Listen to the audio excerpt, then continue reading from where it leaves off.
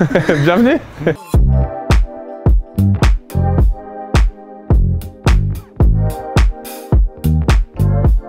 Je suis Emilien, le CEO du studio végétal de Jumeaux Fleuristes. Notre métier aujourd'hui, c'est d'accompagner les entreprises dans la définition de leur identité végétale et de leur naturalité. On est convaincu qu'au regard des enjeux environnementaux qui existent aujourd'hui, chaque entreprise dans 10 ans, dans 15 ans, aura sa propre identité végétale.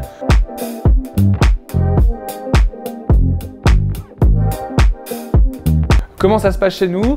On a tout d'abord une offre assez classique, entre guillemets, de végétalisation, où on est capable de venir simplement déposer des plantes pour vous et chez vous, en fonction de vos projets. Mais on a aussi toute une activité de conseil en design végétal qui nous permet de construire cette identité que j'évoquais un peu avant et d'intégrer toutes les contraintes de vos projets. C'est-à-dire qu'on va passer un long moment à identifier votre histoire, votre culture, votre politique RH, vos objectifs, et on va les intégrer dans la végétalisation, dans l'amélioration de l'expérience, que ce soit d'une boutique, d'un bureau ou encore d'un hôtel.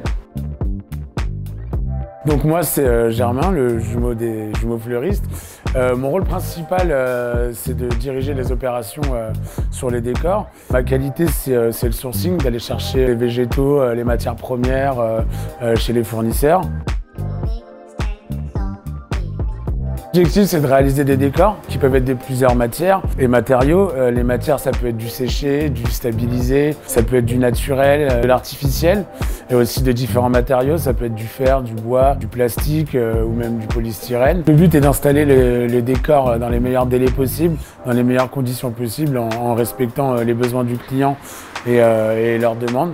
Pour finir, on essaye d'entretenir les plantes une fois qu'on a posé le décor, parce que ça leur permet d'évoluer correctement dans le nouveau milieu où on les a installés. Moi, je vais vous expliquer un petit peu le process créatif que j'ai mis en place, c'est-à-dire comment ça se passe quand vous venez me voir et qu'on crée ensemble.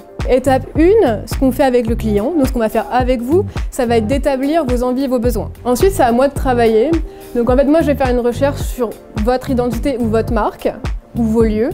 Ça va juste d'un scroll Instagram à une recherche complète sur l'histoire de la marque ou de l'endroit. Ensuite, j'ai une phase de recherche sur le projet en lui-même, ce qui va être la prise en compte des contraintes de l'espace, des environnements, de vos contraintes à vous, dans votre organisation.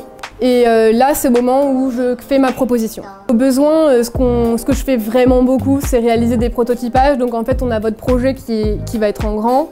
Et moi, je fais une version miniature du travail qui sera réalisé ensuite, pour vraiment vous donner une idée de ce que ça va donner. Avec Germain, on a développé une matériothèque qui est très vaste, que ce soit en fleurs séchées, en artificiel, peu importe l'élément, qui va nous permettre de répondre à tous vos besoins. Avec Hopfab, on a des très belles réalisations avec eux, notamment Frischti, pour lesquelles on a créé le concept de boutique très végétale, avec un mur végétal, avec beaucoup de mélange de matières, des végétaux, des macramés, et pour lesquels il y a eu une très belle réflexion autour de l'identité de Frischti.